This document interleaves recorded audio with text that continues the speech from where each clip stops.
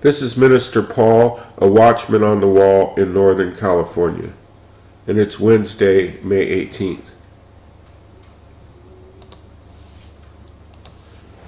I need to share something that I feel personally is very urgent and very serious and needs to be prayed over. I want to present it to as many people as I can for your prayers and your discernment. I want to first and foremost say this was not a dream. It was not a dream. It was not a vision. It was an audible voice I heard that woke me up from a sound sleep. So I'm laying there, and I clearly hear this. It says, Barry Soetoro will be exposed. Real loud, and it woke me up. I mean, just a loud voice. No pictures, no vision, just the voice. And I instantly thought, it's morning time. It's time to wake up. And so I opened my eyes, and now I'm like wide awake, and it's dark. And so I figure, well, let me see what time it is. And so I turn over, and I look at the clock, and I'm thinking, oh, it's going to be 3:37. I actually delayed turning over so like it wouldn't be some type of time. I actually delayed it. So as I'm rolling over to look at the clock, it's almost always 3:33 or 3:37 when something like this happens. But this audible voice, I've only heard one time before, and it was when I was outside praying, and it was God speaking. And this is what he said. He said, "This is my beloved Son, in whom I am well pleased." And I was instantly brought to my knees in a bowing position. That's the only time. It was in 2007.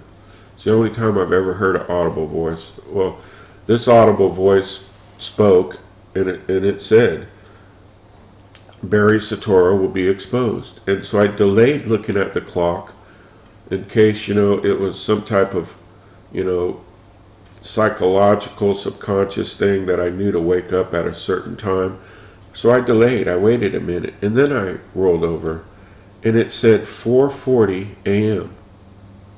And I was literally just mind blown because Obama is the 44th president. The 44 means judgment. I mean, I'm so serious on this. I just don't use this term. It's not something I would ever use. I was not thinking about it. And I tried to go back to sleep. I usually sleep about another hour and a half or 2 hours. But I'm wide awake. I'm wide awake. And I get up out here and I begin praying over this, and I instantly felt this oppression.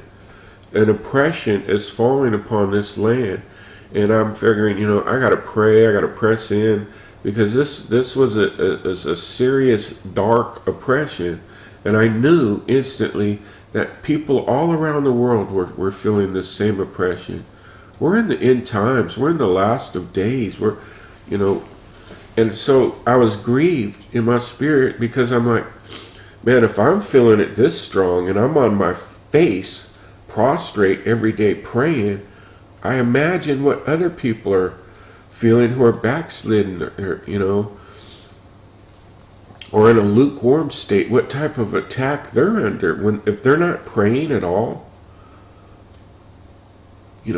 How much stronger would they feel this? So I'm going to go into prayer.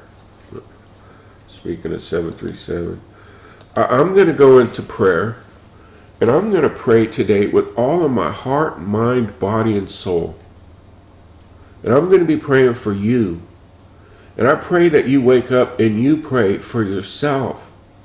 These are very serious times we're in.